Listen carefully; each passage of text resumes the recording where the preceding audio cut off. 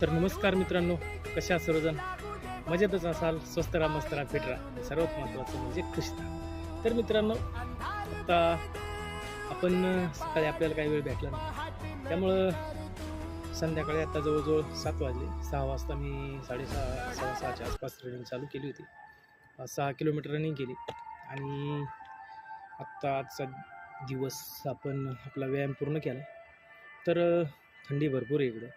या थंडीमध्ये सुद्धा एवढा घाम एवढी सोपी गोष्ट नाही आहे. भरपूर त्याच्यासाठी मेहनत लागते. जी मेहनत करतात त्यांना माहीत आहे. खूप महत्त्वाचं सांगायचा मुद्दा म्हणजे मित्रांनो, स्वतःची लढाई स्वतःसोबत ठेवा आणि दुसऱ्याला हरवण्यासाठी प्रयत्न करू नका.